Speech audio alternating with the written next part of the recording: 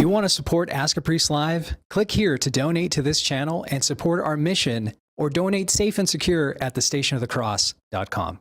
Father, do you feel that things like ghost hunting in horror movies should be avoided because they may open a door to the demonic? You're taking a practice that in itself is a first commandment problem. You're breaking the first commandment. I wouldn't associate with it. I wouldn't be present for it. And even watching it on television, I find to be problematic, akin to like watching a seance or something. And we're going to get to this one, which is a pretty perfect question as we go into October here.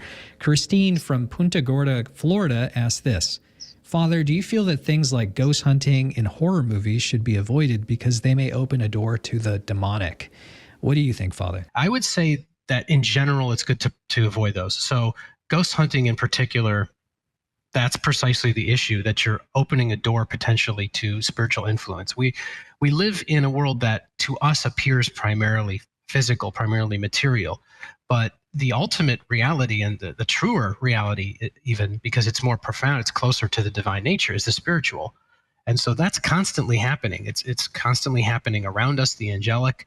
We have guardian angels, good angels. There are fallen angels that attack us. And so we're part of a much bigger spiritual war. There's a kind of cosmic chessboard that we're on, that we participate in, and our actual have a powerful effect through because we have the faith where we've chosen a side, and we have to be aware of that and conscious of that and choose that side and act that out properly.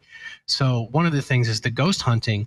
Really what I would say is to avoid that altogether. I wouldn't associate with it. I wouldn't be present for it. And even watching it on television, I find to be problematic, akin to like watching a seance or something. You're taking a practice that in itself is a first commandment problem. You're breaking the first commandment.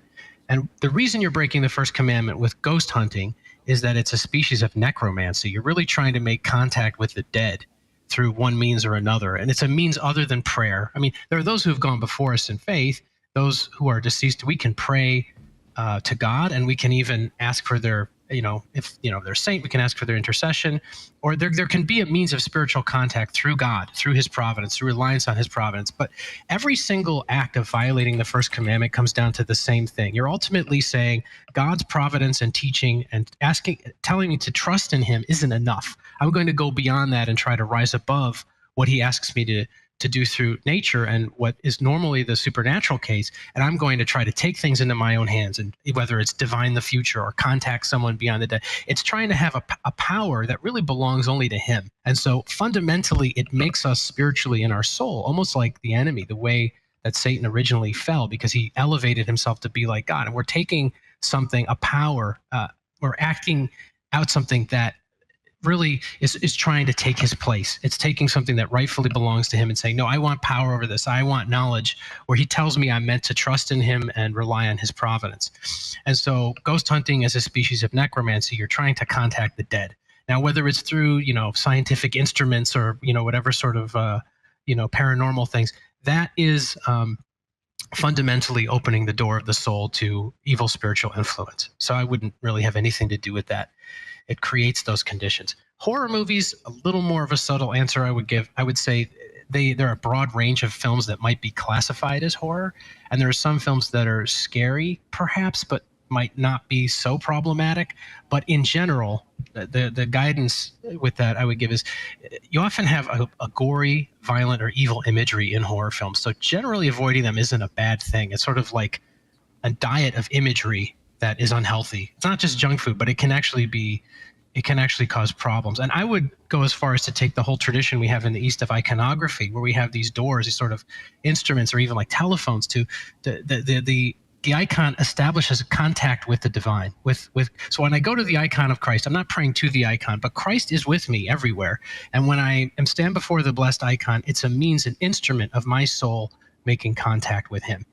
And so there's sort of a doorway of a sort there. And that's an icon of the sacred. It's an image of the sacred. It manifests his presence because the person that wrote that icon, that painted it, intended to make Christ, they made Christ the center of his awareness, and said, I want this form, this shape, this image to make Christ present. And so God honors our intentions, he honors our prayers, and that's what icons do. They facilitate our contact with the sacred. They're holy images that purify the soul and the consciousness.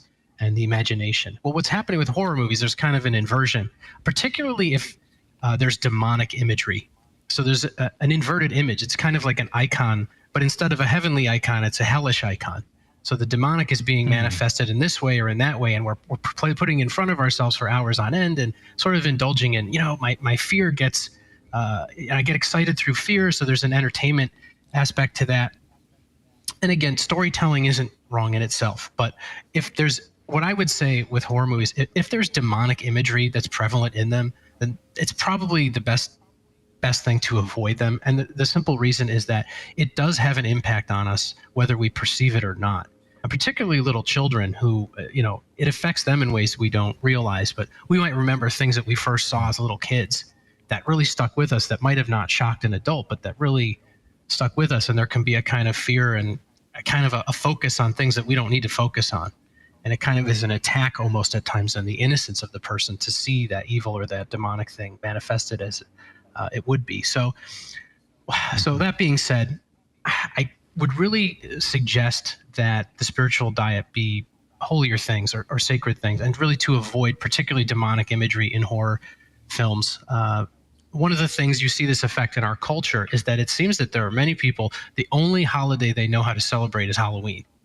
And, you'll see the huge displays on the lawn and everything. But then when Easter rolls around, Pascha, the resurrection of Christ, people don't know beyond the cultural level of, we have some pastels that we'll put up or, whatever. So there's a de-emphasis on the most sacred, wonderful of feasts, the holiest of holy feasts, and then something which actually isn't a feast, which actually isn't a Christian holiday of any kind, but on the calendar culturally is emphasized to such a degree because there's an indulgence in sort of fear and fascination with death and that sort of thing. And that's not to say that, a kid can't, dress up like a funny character and ask for candy. There's nothing inherently wrong with that, but there is a character, sort of a doorway that gets opened through the way we participate in that culturally, where it can become a fascination with death and a dwelling on the demonic, which spiritually is kind of open.